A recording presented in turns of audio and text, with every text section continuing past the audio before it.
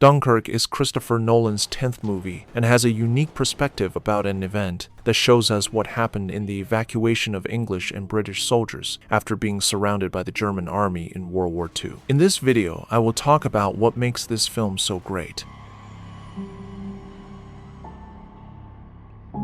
The movie begins by giving us some information to set the scene.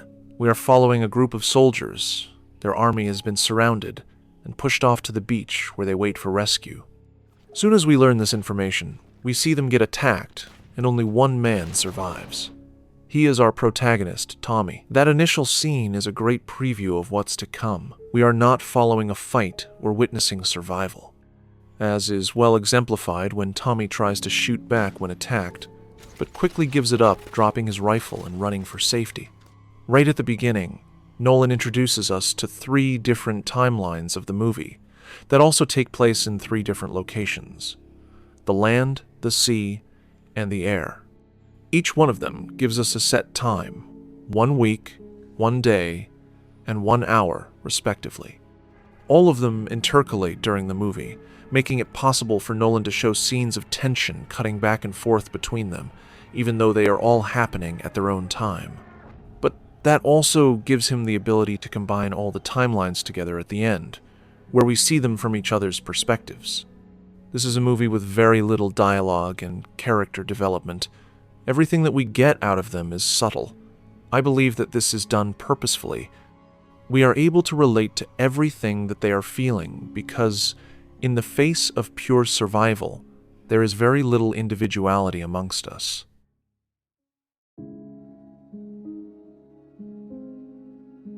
With that said, the small scenes that show some character development are very well done. One in particular comes to mind: the sinking boat scene. To set the stage, right at the beginning of the movie, our protagonist finds a man named Gibson burying a dead soldier and taking his things. They go along together trying to get onto a boat by carrying an injured man, and encounter another soldier, Alex, when his boat gets bombed. They follow him pretending they were on the boat that just blew up in order to get on the next one. When a few attempts at getting out go wrong, and they go back to the beach, they get together with some soldiers that are getting into a sinking boat, hoping that when the tide rises it gets back to the water. At this moment, some enemy soldiers start to shoot at the boat for practice, not knowing who's inside.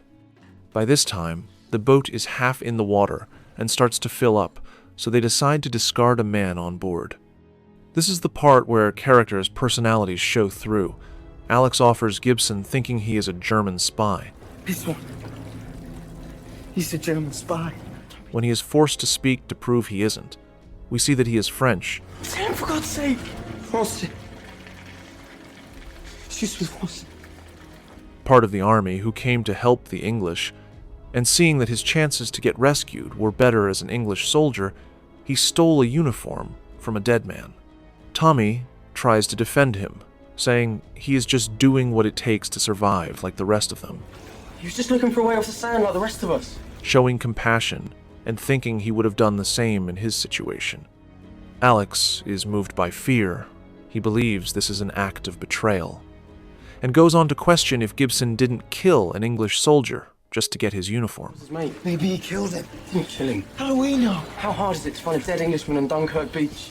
Even though this scene shows us the characters' personalities, I believe they are put in the movie to exemplify one of the ways our emotions could go to in a situation like this.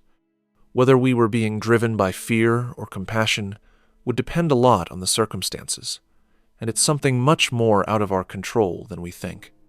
That's well exemplified when, at the end of the scene, we see how Alex changes his behavior and pulls Gibson to warn him to get out of the boat, even though his efforts are in vain. An interesting thing to notice is that the scene of the sinking boat is only shown from the perspective of the soldiers. Nolan, the director, submerses our point of view, so we feel exactly what they feel. Also, given us the same amount of information as them, a quick shot of the exterior of the boat would provide us with a lot of answers, but would defeat the purpose of having the same sensation as our characters.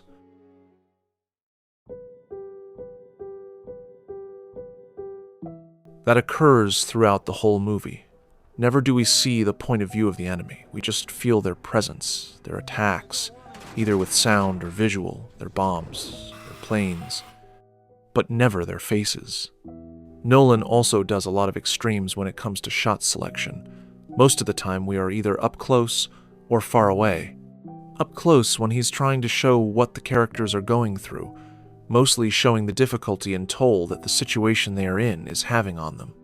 Wide shots, on the other hand, are used to show what we are dealing with, the extent of the damage caused by the defeat, the feeling of being trapped in such a large space, and the perspective of horror in a scenario that a lot of times is beautiful.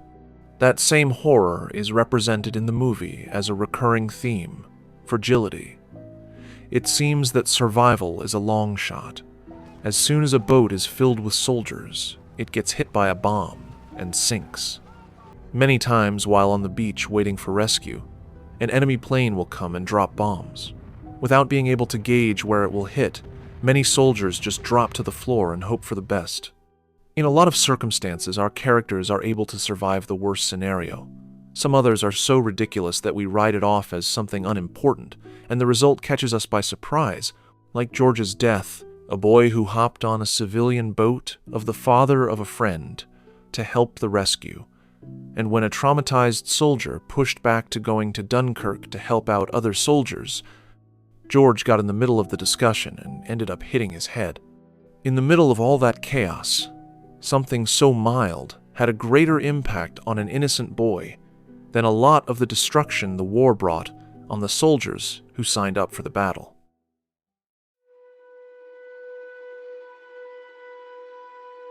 Another death that is somewhat controversial is one of the pilots, FARRIER. When we start to follow the air sequence of the movie, there are 3 planes. One goes down in the middle of the first attack, and another is shot and lands on the water. On that first shootout, FARRIER gets hit and his fuel meter breaks. He goes along without a full knowledge of how much time he's got left. Around the mark of 54 minutes after winning a battle with another plane, he makes the decision to keep trying to defend his own instead of going back. That decision is a great way to show heroism without all the glory and praise behind it, that it's reinforced by the fact that we only see his full face at the end of the movie. Tom Hardy is a well-known actor. Having him confined to the inside of a small plane is a decision that not many directors would have the courage to make. But the hardest decision Nolan makes is regarding his death. After a final shoot that leaves the soldiers on the beach cheering for his work, FARRIER makes a decision to land his out-of-fuel plane in enemy territory to be captured. I can't see any reason why he wouldn't land it on Dunkirk beach and try his shot at being rescued with the others. Quite possibly he wouldn't have to wait like everyone else, given the sacrifice that he's made. Could be interpreted as a grand chance of dramatization by the director, or that at the moment that the character made the decision of not going back. He had made a decision of not trying to survive anymore, and accepted to sacrifice himself for his own. Nolan had never done a movie about war before. I believe the choice of such a catastrophic event as it was the evacuation in Dunkirk was a great one, the perfect theme for him to show off his characteristic directing skills, and he did that very well, making Dunkirk one of his best works.